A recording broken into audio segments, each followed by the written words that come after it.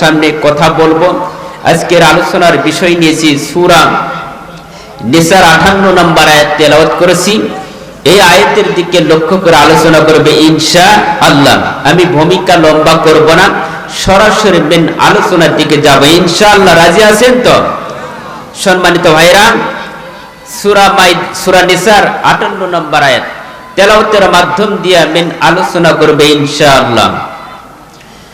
বিসমিল্লাহির রহমানির রহিম।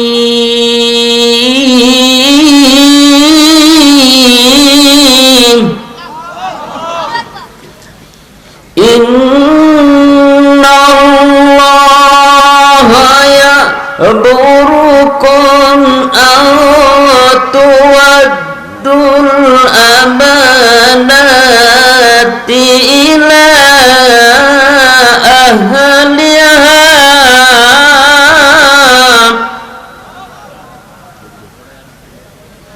ওয়া ইযা হাকামতুম বাইনান নাসি আন তাহকুমু বিল আদল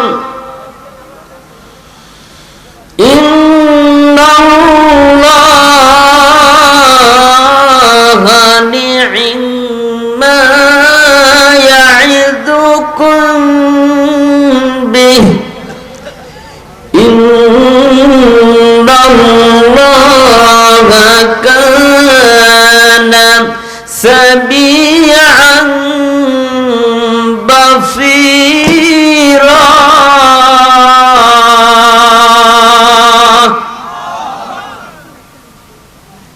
তেলাওয়াত কার?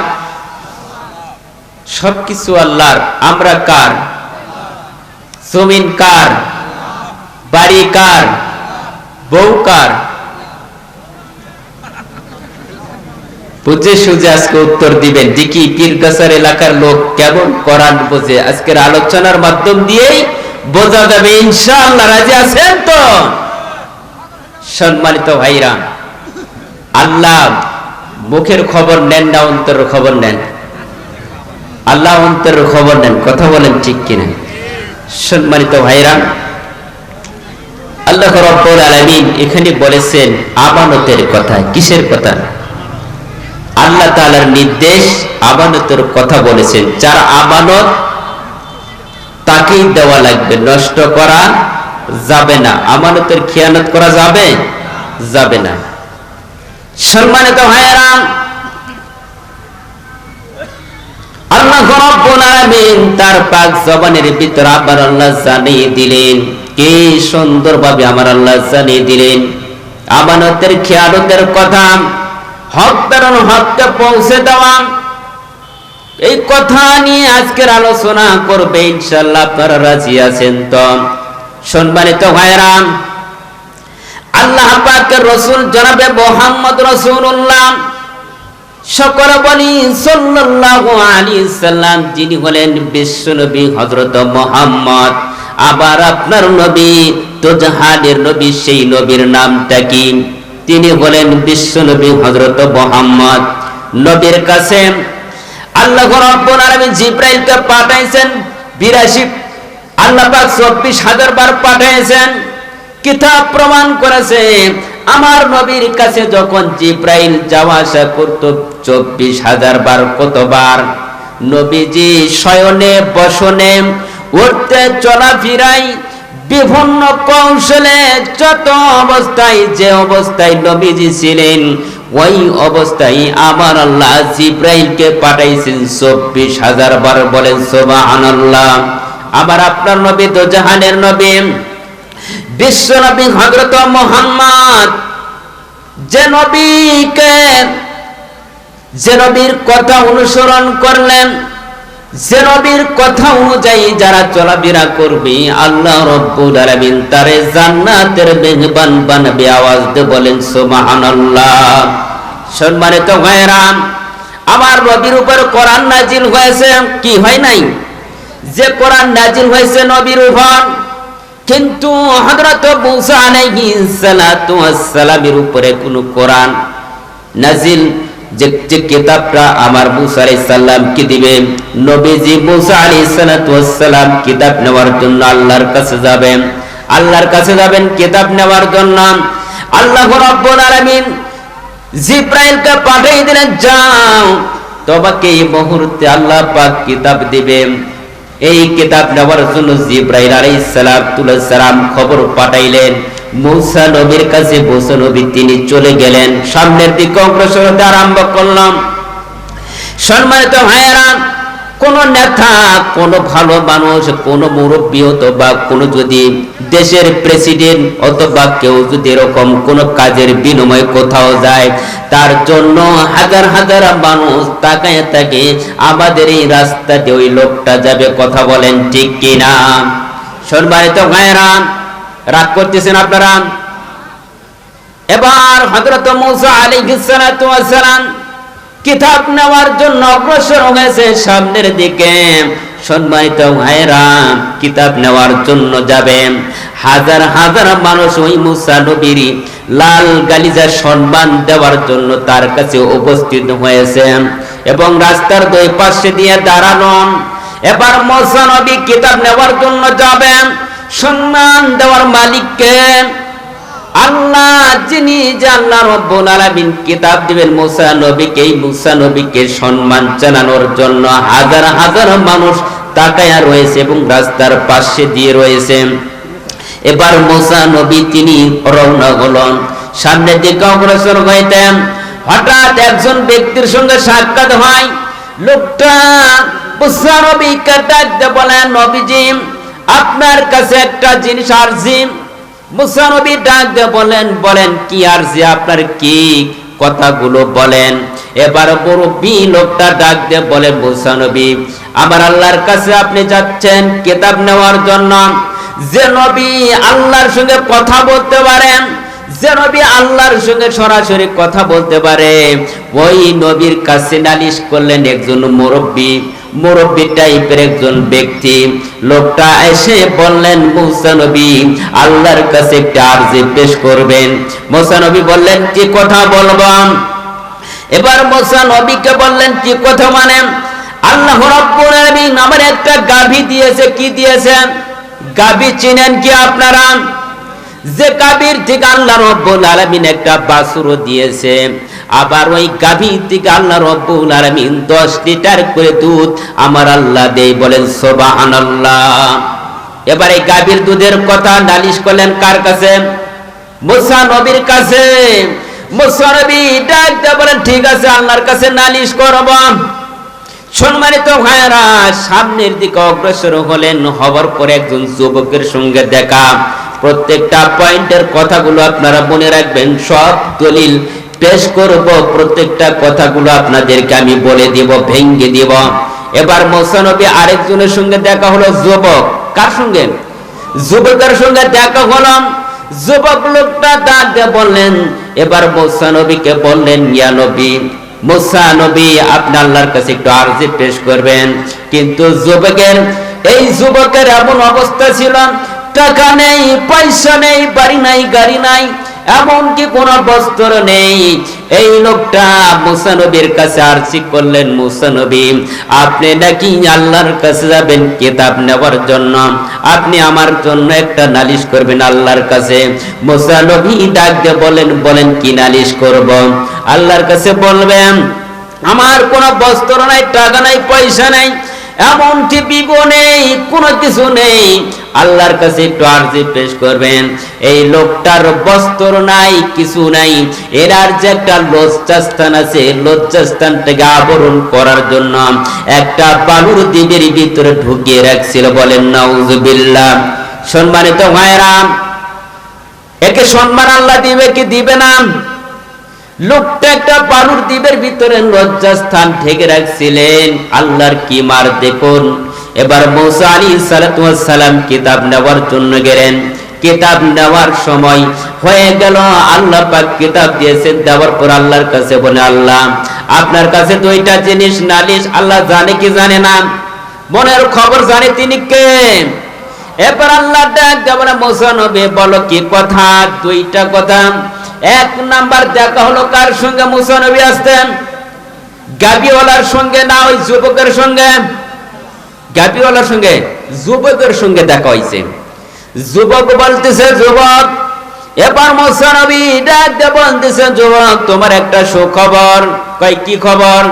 কয় আল্লাহর শুকরিয়া আদায় করবা, আল্লাহ তোমার বস্ত্র দিবে, টাকা দিবে, পয়সা দিবে, শুকরিয়া আদায় করা লাগবে। এবার মুসা নবীর কাছে লোকটা যুবক বললেন কি সম্ভব? আল্লাহ যিনি আমার টাকা দেয় নাই, পয়সা দেয় না, বাড়ি দেয় নাই, গাড়ি দেয় নাই, ওই আল্লাহর শুকরিয়া আদায় করা আমার দ্বারা সম্ভব? কোন প্রকারে সম্ভব না।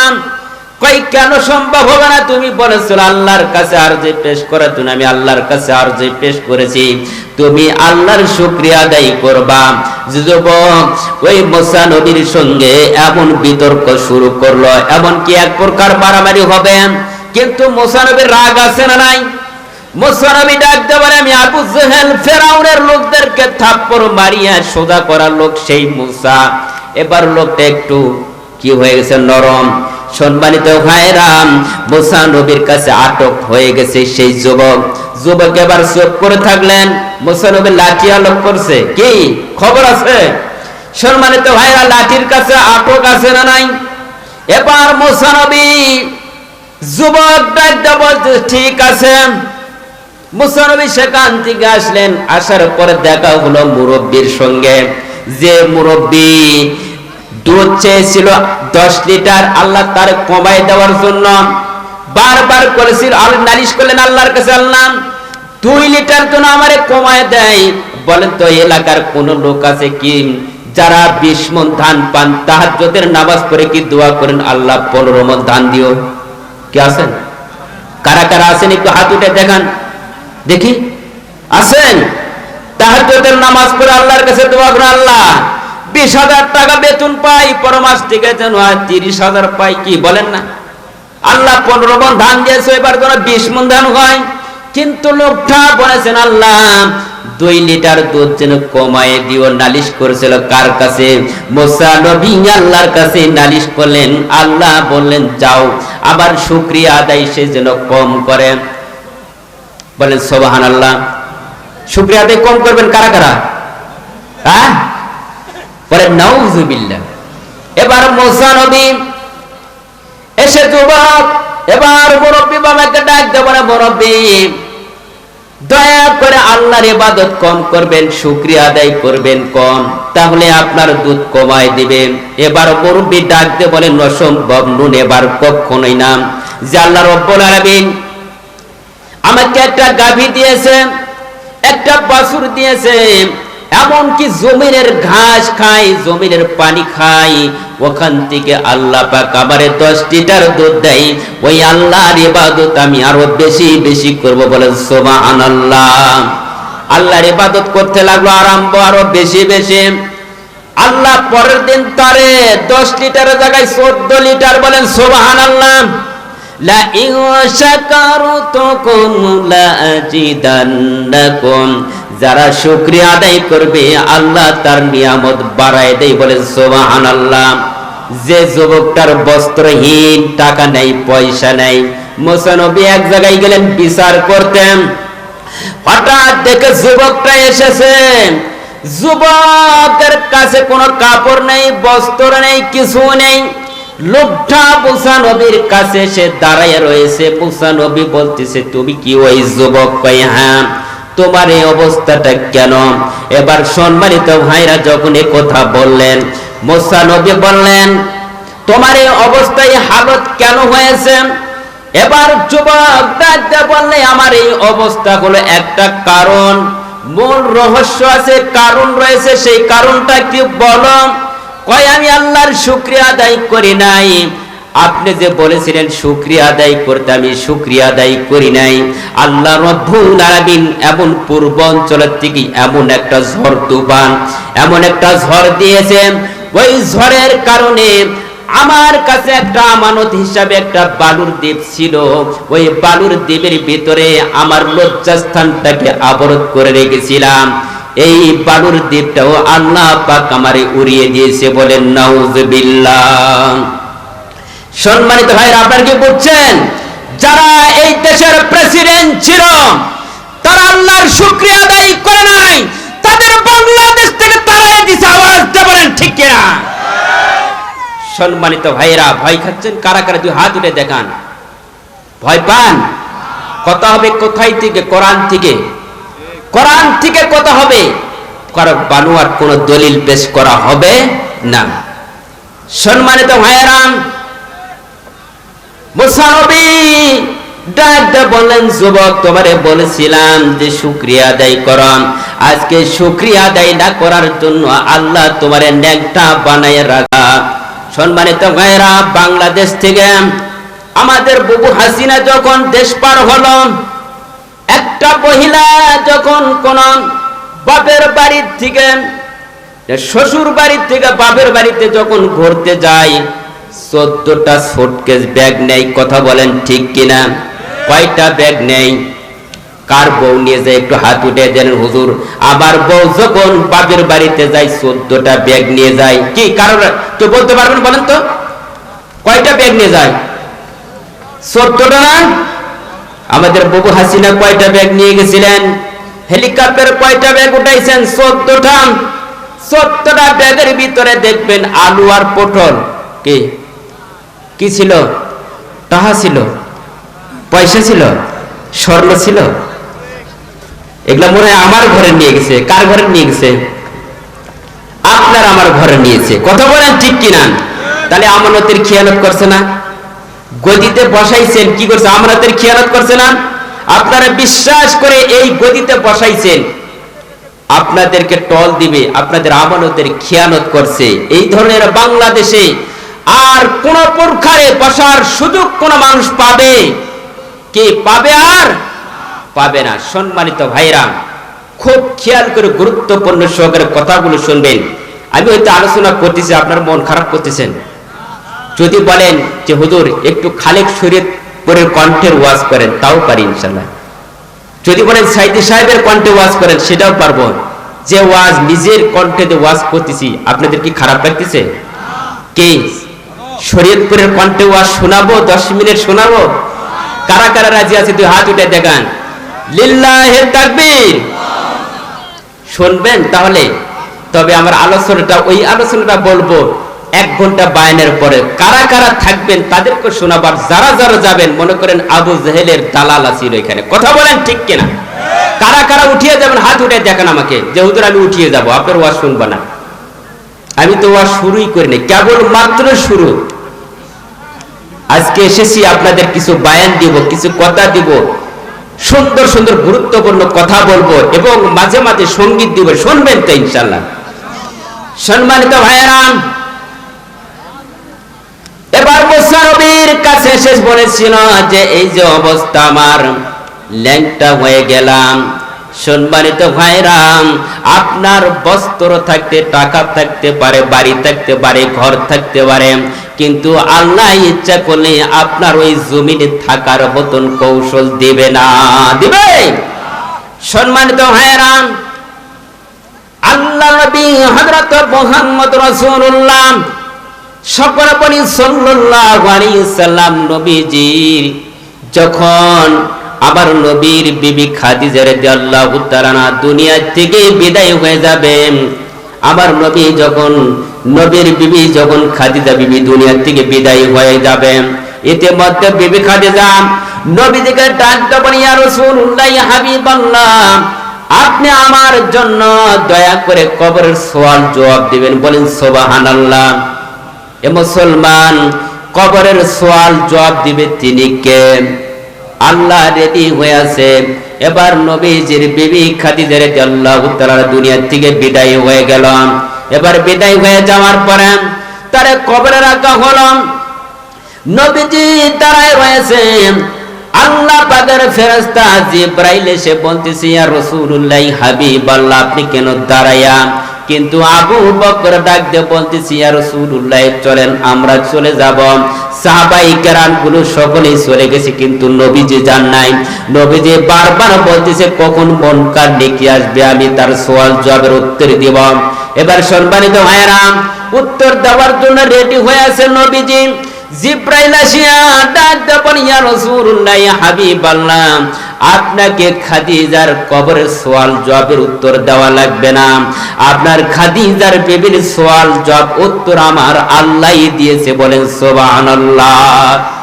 সম্মানিত ভাইরা নবীজির বিবি খাদিজা দুনিয়া থেকে বিদায় হয়ে গেল। নবীজি এখন বর্তমানে খায় মারার কৌশল আছে না নাই? কাফের বেঈমানের চিন্তা ভাবনা করলে যেইভাবে হোক তাকে ধ্বংস করা লাগবে, মারা লাগবে। বাংলাদেশের এই রকম নীতি কি আমাদের ছিল 16 বছরের ভিতরে? আসছিল কিনা? সম্মানিত ভাইরা 16, 13, 14, 15 বছরের ভিতরে এক দফা নিয়ে এক কথা নিয়ে আলিম ওলামাদেরকে নির্যাতন করেছে, হামলা দিয়েছে, মামলা দিয়েছে, এমনকি ফাঁসি দিয়া দুনিয়া থেকে বিদায় করে দিয়েছে। বলেন তো এরা কি আসলে মুসলমান না এরা বেঈমান? সম্মানিত ভাইরা আমার আপনার নবী তো জাহানের নবী বিশ্ব নবী হযরত মুহাম্মদ রাসূলুল্লাহ সকল বলি সাল্লাল্লাহু আলাইহি সাল্লাম। এবার নবীজি যখন একাই পড়ে গেলেন, ইতিমধ্যে মক্কার ঘরের ভিতরে একমাত্র অসংখ্য মূর্তি ছিল মক্কার ভিতরে। নবীজি আবার আবু জেহেল, উতবা, সাইবা, আবু লাহাবকে বলেন চাচা মক্কার ভিতরে ইবাদত করা লাগবে, আমাকে ইবাদত করার একটু সুযোগ করে দেন। আবু লাহাব ডাক দিয়ে বলেন এই মক্কার ঘরের ভিতরে ঢোকার সুযোগ নাই। কিন্তু মক্কার ঘরের তালা ছিল, চাবি ছিল, চাবিটা ছিল ওসমান ইবনে তালহার কাছে। কার কাছে? ওসমান ইবনে তালহার কাছে চাবিটা ছিল। এই চাবিটা ছিল মক্কার ঘরের চাবিটা, চাবিটা ছিল ওসমান ইবনে তালহার কাছে। এবার নবীজি এসে তালহাকে বলেন তালহা ঘরটা একটু খুলে দাও, আমি সোমবার দিন, বৃহস্পতিবার দিন আবু জেহেল, উতবা, সাইবা সকলে মিলিয়া ওই ঘরের ভিতরে ইবাদত করে, আমাকে ইবাদত করা লাগবে, ইবাদত করার একটু সুযোগ করে দাও। কিন্তু ওসমান ইবনে তালহা বলেন এই ঘরের ভিতরে ঢোকার সুযোগ নাই। এই ঘরের ভিতরে যারা ঢুকবে তারা হলো পবিত্র, আর যারা অপবিত্র তারাই মক্কার ঘরে ঢুকতে পারবে না। নবীজিকে অপবিত্র, নবীজিকে বলা হয়েছে অপবিত্র, তোমরা ঢুকতে পারবে না, কারণ এখানে ঢোকার কোনো পারমিশন নাই। কারণ আবু জেহেল ছিলেন লিডার। আবু জেহেল ওই মক্কার ঘরে তারা ঢুকিয়ে ইবাদত করেছে। মক্কার ঘরের ভিতরে যখন ঢুকেছে আবু জেহেল মক্কার ঘরের ভিতরে উতবা, সাইবা যখন ঢোকে তারা ন্যাংটা হয়ে ঢোকে, কাপড় তাদের শরীরে থাকে না। বলেন নাউজুবিল্লাহ।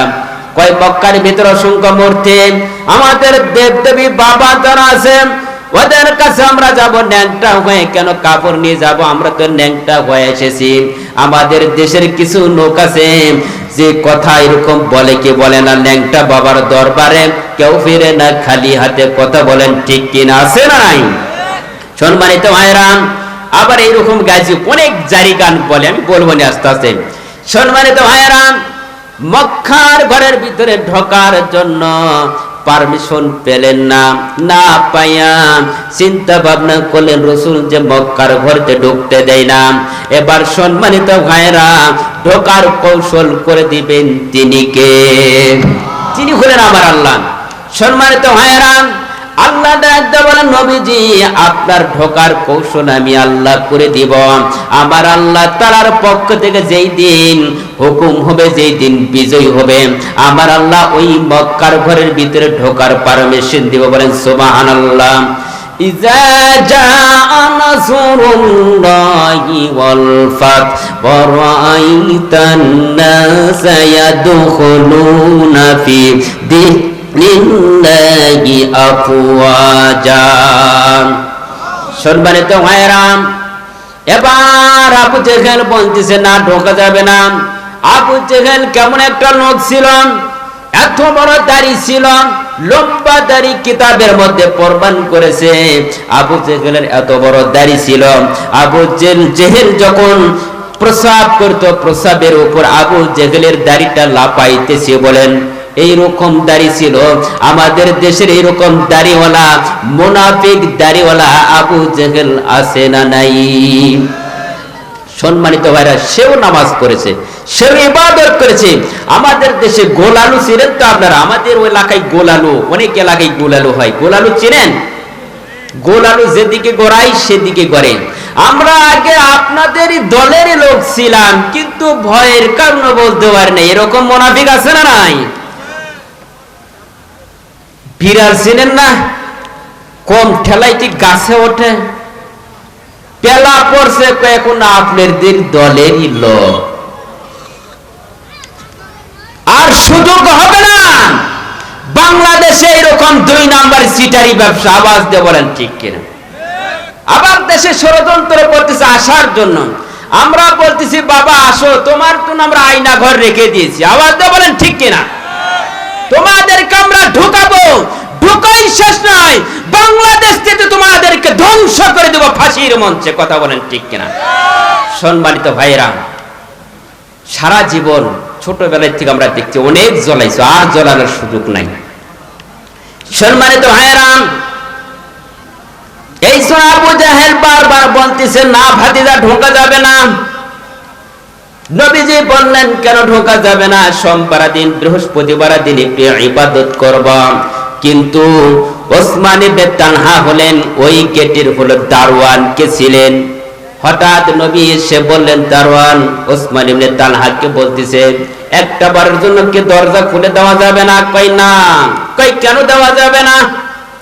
নবীজি কে বললেন না দেওয়া যাবে না, এই তালার এই চাবির হেফাজত করার মালিক হলো আমি। কারণ এখান থেকে যদি আমি খুলে দেই তাহলে আমারও খবর আছে, খুলে দিব না। কিন্তু সম্মানিত ভাইরা, সে নবীজি চিনতে পারছে, নবীকে চেনে নাই ঠিক মতন, কিন্তু জানেনি বিশ্ব নবী। এবার নবীজি ডাক দিয়ে বলেন তালহা তোমার কাছে কি খাতা কলম আছে? খাতার কলম দাও, আমি লিখে দেই মুহাম্মাদের হাতে একদিন চাবি আসবে। বলেন সুবহানাল্লাহ।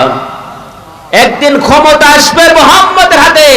আমাদের পার্লামেন্টে নাস্তিকরা তারাই দিয়েছে, আমরা ওই পার্লামেন্টে আলিমুল আমরা বসবে। আওয়াজ দিয়ে বলেন ঠিক কিনা? কারা কারা রাজি আছে? লিল্লাহি তাকবীর, নারে তাকবীর, আল কোরআনের আলো, লিল্লাহি তাকবীর। সম্মানিত ভাইরা, আমরা চাই তো কোরআন দিয়া দেশটা পরিচালনা হোক। আমরা কি চাই? কোরআন দিয়ে যদি দেশ পরিচালনা হয়, নামাজ 100% কায়েম হবে বাংলাদেশ। আওয়াজ দিয়ে বলেন ঠিক কিনা?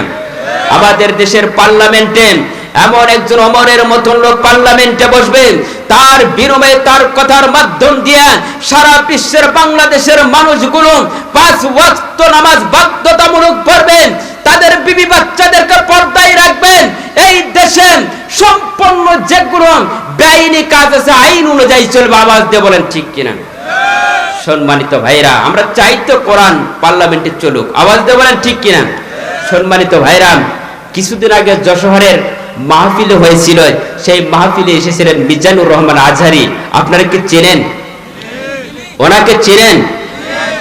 ওনাকে নিয়ে অনেক কথা হচ্ছে, আপনারা কি শুনছেন নাকি জানি না, আল্লাহই ভালো জানেন, আপনারাই ভালো জানেন। কারণ ইউটিউব ফেসবুক তার মিথ্যা না, কি ঠিক? উনি কি কথা বলেছেন বলেন তো? উনি একটা কথা বলেছেন যে এক দল খেয়ে গেছে, আরেক দল খাওয়ার জন্য বসে আছে। এটা কি তার অপরাধ? বলাটা অপরাধ হয়েছে?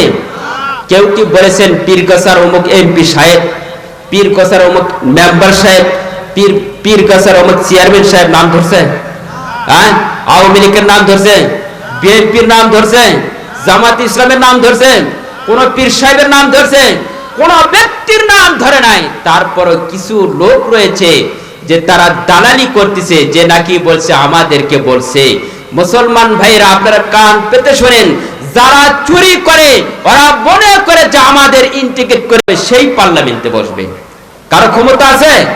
ক্ষমতা নাই। সম্মানিত ভাইরা, এইরকম নজির বাংলাদেশে আমরা দেখতে চাই। ভালো লোককে আওয়াজ দিয়ে বলেন, পার্লামেন্টে যিনি লোক ভালো হবে সে তো নামাজের তাকিদ দিবে কি দিবে না? সম্মানিত ভাইরা, নামাজের তাকিদ দিলে তো আমাদের চুলকানি ওঠে, কথা বলেন ঠিক কিনা? আছে না নাই? নামাজের কথা যদি বলা হয় আপনাকে, হুজুর বাবা মুরব্বি নামাজ পড়েন, কয় না আমার কাজ আছে, কয় কি কাজ করব? জমিনে কাজ করা লাগবে, কাজের জন্য দৌড়া ঝাঁপা করবেন কিন্তু নামাজ পড়বেন না। আজকে যে মাহফিলটা দিয়েছেন মসজিদের উদ্যোগে দিয়েছেন, মাদ্রাসার উদ্যোগে দিয়েছেন, মাদ্রাসায় কি হয় আর মসজিদে কি হয়? নামাজ পড়া লাগে কি লাগে না? ফজরের নামাজের কাতারে লোক হয় কয়জন? হয়। কিন্তু আল্লাহ ডাকতে বলতেছে নামাজ পড়িয়ে সমাপ্ত করে যখন জমিনে ছড়িয়ে পড়বা, আবার আল্লাহ ওই কাজের উপর আপনাকে রহমত নাজিল করে দেবে। বলেন সুবহানাল্লাহ। বিসমিল্লাহির রহমানির রহিম। ফাইযা কুদিয়াতিস সালাতু ফান্তাশিরু ফিল আরদি ওয়াবতাগু মিন ফাদলিল্লাহ وابتغوا من فضل الله واذكروا الله كثيرا لعلكم تفلحون।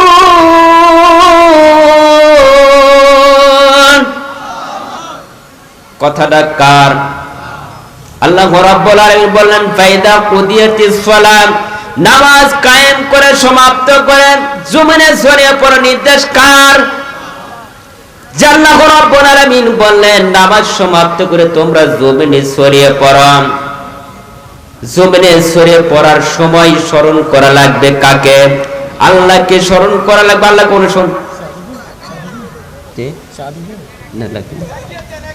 অনুসন্ধান স্মরণ করা লাগবে কাকে? জান্নাত অনুসরণ করবে, অনুসন্ধান করবে। কোনদিন পড়ার আইল কাটতে আইল কম বেশি করতে পারবে? আইল বেশি করতে পারবে না, জমিন বড় করতে পারবে না? পারবে? পারবে। সুদ খেতে পারবে, ঘুষ খেতে পারবে, জিনার কাজ করতে পারবে? তারা পারবে না। যারা নামাজ পড়বে স্মরণ করবে কাকে? আল্লাহকে। যারা স্মরণ করবে তারা কখনোই দুই নাম্বারি সিটারি ব্যবসা করতে পারবে না। আওয়াজ দিয়ে বলেন ঠিক কিনা? সম্মানিত ভাইরা, বুঝতে পারছি আপনার মন খারাপ করতেছে, ওয়াজ শেষ করে দিই, কারণ 12টা পার হয়ে গেছে। আপনাদেরও মন খারাপ, 12টা 20 বাজে। শেষ করে দেব না চলবে? আরে 1 ঘন্টা সময় দিবেন তো ইনশাল্লাহ? কতক্ষণ? আরে 2 ঘন্টা। এই যে অনেক উঠাউঠি করতেছেন, মনে হয় খারাপ লাগতেছে আপনাদেরকে। সম্মানিত ভাইরা, খালিদ শরীফপুরের কণ্ঠে আমি একটু 10টা মিনিট শোনাবো। ওয়াজের শেষে বলবো না এখনই বলবো? এখনই? হ্যাঁ, ওরা শোনার জন্য অপেক্ষা আছেন তাই না? আমি আর আধা ঘন্টার পরে ওয়াজটা বলবো, শুনবেন তো ইনশাআল্লাহ? না হলে 20 মিনিট শোনাবো, পারবো তো ইনশাআল্লাহ, সমস্যা নেই। সম্মানিত ভাইরা, যারা নামাজ সমাপ্ত করে জমিনে ছড়িয়ে পড়বে তারা স্মরণ করবে আল্লাহকে। ওই যে কাজটা করবেন, যে কোনো কাজ করতে গেলে স্মরণ করবেন আল্লাহকে, 2 নম্বরে কাজ করতে পারবেন না। ওই কাজের উপর রহমত আবার আল্লাহ আপনার উপর রহমত নাজিল করে দিবেন। যে কোনো হালাল রুজি ইনকাম করবেন, আল্লাহ আপনার রিজিকের ব্যবস্থা বাড়ায় দিবে, ওহার ভিতর বরকত দিবে, রহমত নাজিল করবেন। সম্মানিত ভাইরা, আমরা রিজিকের জন্য দৌড়া ঝাঁপা করি, বিভিন্ন জায়গায় চলাফেরা করি, কিন্তু একটা চড়ুই পাখি তাওয়াক্কুল করে আল্লাহর কাছে। আওয়াজ দিয়ে বলেন ঠিক কিনা? আমরা তাওয়াক্কুল কার কাছে? আমরা তাওয়াক্কুল কার কাছে করি? আল্লাহর কাছে না মেম্বারের কাছে? হ্যাঁ, চেয়ারম্যানের কাছে। যে কবে গমের বস্তা আসবে আমাকে দিবে, ঠিক কিনা? কিন্তু তাওয়াক্কুল করা লাগবে কার কাছে? রিজিকের ব্যবস্থা কার কাছে? রিজিকের দায়িত্ব নিয়েছেন তিনি কে? যে আল্লাহ রিজিকের দায়িত্ব নিয়েছেন, যে আল্লাহর রিজিকের ব্যবস্থা করে দেন, ওই আল্লাহর কথা শোনা লাগবে, ওই আল্লাহকে স্মরণ করা লাগবে। সম্মানিত ভাইরা, চড়ুই পাখি আল্লাহর উপর তাওয়াক্কুল করে বলে আল্লাহ আমি জমিনে ছড়িয়ে পড়লাম কিছু পেট ভর্তি করার জন্য। আল্লাহ তুমি আমাকে পেট ভরাইয়া আবার জমিনের থেকে আমার বাসায় আনবা, বলে সুবহানাল্লাহ। চড়ুই পাখি যদি তাওয়াক্কুল করতে পারে, আল্লাহর কাছে ভরসা করতে পারে, চড়ুই পাখি আল্লাহর উপর ভরসা করে জমিনে ছড়িয়ে পড়লাম। আমাদের জমিনের উপর একটা প্রাণী রয়েছে, বড় একটা প্রাণী, সেই প্রাণীটার নামটা কি? হাতি। চিনেন তো? হাতির খোরাক যিনি দেন তিনি কে? আমাদের মেম্বার সাহেব। হ্যাঁ, কোন চেয়ারম্যান, এমপি, মন্ত্রী? হাসিনা পেটের বিষে বাসি না, থাকলাম না, নরেন্দ্র মোদীর কাছে গেলাম। কথা বলেন ঠিক কিনা? সম্মানিত ভাইয়েরা, এবার হাতির খোরাক যিনি দেন তিনি হলেন আমার আল্লাহ। এই হাতির খোরাক যদি কোনো মানুষ দিবার শুরু করত, 3 মণ চালের ভাত রান্না করে দিও, পেট ভরত না। কথা বলেন ঠিক কিনা? পেটটা কি ছোট না বড়? কিন্তু মানুষের পেট খারাপ লাগতেছে। মানুষের পেটটা ছোট না বড়? হ্যাঁ, মানুষের পেট ছোট কিন্তু চোখ বড়। পেট ভরে, চোখ ভরে না। কয়েকটা গোডাউন তো হয় না, 2টা গোডাউন লাগবে। কি লাগে? কি লাগে না? গোডাউনে জাত করতে করতে ওই জাতের মৃত্যু হয়ে যায়, তাও জাত ছাড়ে না। কথা কোন না কেন? কিন্তু একটা হাতি আল্লাহর উপর তাওয়াক্কুল করে, আল্লাহ তার রিজিকের ব্যবস্থা করে দেন। বলেন সুবহানাল্লাহ। ওয়া বাবিল দাবাতি বিল আরদিল্লাহ আল্লাহি রিজকুহা।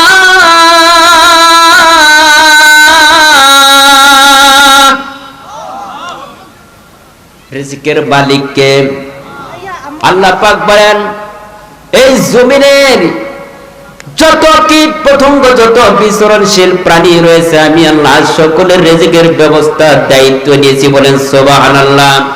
সম্মানিত ভাইরা, একটা হাতি যদি তাওয়াক্কুল করতে পারে আল্লাহর উপর, চড়ুই পাখি যদি তাওয়াক্কুল করতে পারে আল্লাহর উপর, আর জমিনের উপরে যেগুলো প্রাণী থাকলো, আর যেগুলো সাগরের ভিতরে পানি পাওয়া যায়, মাছ আছে না নাই? তিমি মাছ, একটা তিমি মাছের ওজন হয় মাত্র 120 টন। কত টন? এই 120 টন মাছের খাবার তিনি কে দেন? আল্লাহ দেন না? আল্লাহ তো তার খাবার দেন। 120 টন মাছের খাবার যদি আল্লাহ দিতে পারে, ওই মাছ থেকে একটা বাচ্চা হয়, বাচ্চাটার জন্য দুধ পান করার জন্য আমার আল্লাহ দিয়ে দেন। ওই মার স্তন থেকে 50 থেকে 60 মণ দুধ ওই বাচ্চা পান করে। বলেন সুবহানাল্লাহ। তাহলে রিজিকের দায়িত্ব তিনি কে নিয়েছেন? আল্লাহ নিয়েছেন রিজিকের দায়িত্ব। আমাদের কোনো টেনশন আছে? কোনো পেরেশান নাই। শুধু আমাদের টেনশন করা লাগবে কখন আজরাইল আসবে, কখন আমাদেরকে আক্রমণ করবে। এর বিনিময়ে জন্য আমাদের 5 ওয়াক্ত নামাজ জামাতে পড়া লাগবে। কথা বলেন ঠিক কিনা? জামাতে নামাজ পড়লেন, নামাজ যদি নিয়ম মতন পড়তে পারেন, হালাল রুজি যদি ইনকাম করতে পারেন, ওই ইনকামের টাকা দিয়া যেগুলো আপনি পেট ভর্তি করে খাইবেন, আল্লাহ আপনার উপর রহমত নাজিল করে দিবেন। বলেন সুবহানাল্লাহ। সম্মানিত ভাইরা, এই জন্য আমি কথাগুলো বললাম যে রিজিকের দায়িত্ব নিয়েছেন আবার আল্লাহ।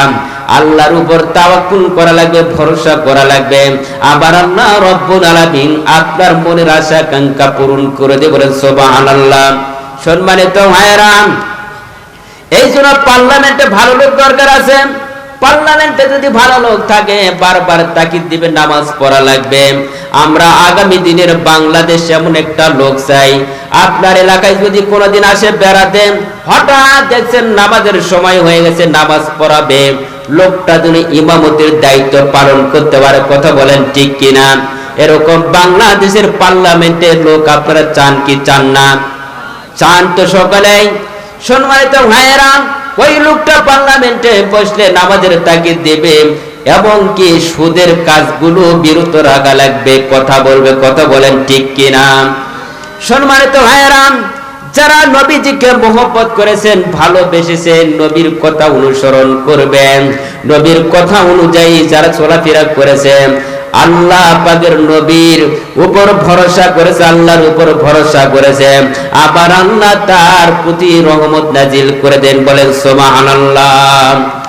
সম্মানিত ভাইয়েরা, আপনাদের মনে আছে কি ওই যে চাবিটা দিয়েছিল, মনে আছে কি? চাবিটা কোনো পর্যন্ত দেন নাই।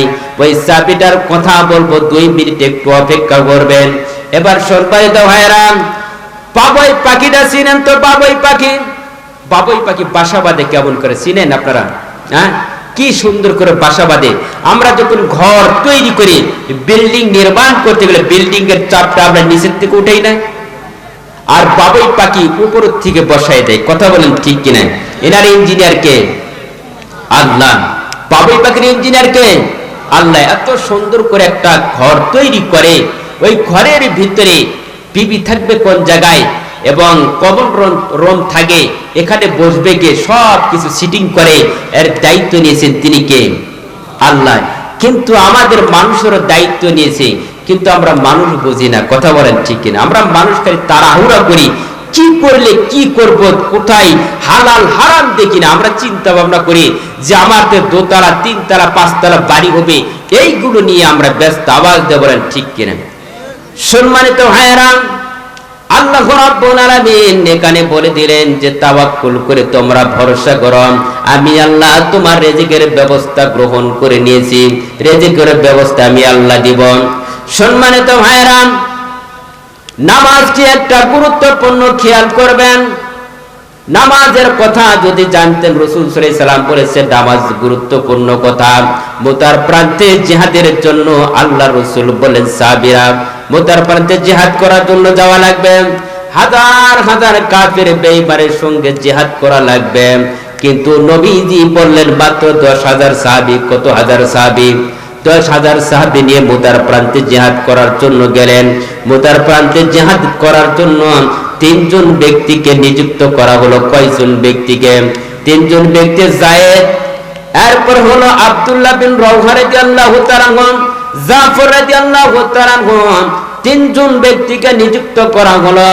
3 জন ব্যক্তিকে নিযুক্ত করার পরে নবীজি বলেন, সাহাবীরা তোমরা যাও, তোমাদের বিবি বাচ্চার কাছ থেকে বিদায় নিয়ে এসো। এবার বিবি বাচ্চার কাছে তারা গেল। যাবার পরে আল্লাহ রাসূলের কথা কখনো অমান্য করে নাই, তারা গিয়ে বিদায় নিয়ে আসলেন। বিদায়ের বেলায় বললেন যে বিবি এবং ছেলে মেয়েদেরকে বললেন আমি চলে গেলাম রাসূলের ডাকে, আল্লাহ রাসূল যেইটা বলছে সেইটাই করা লাগবে। কথা বলেন ঠিক কিনা? রাসূলের ডাকে সাড়া দিতে হবে, আমাদেরকে আওয়াজ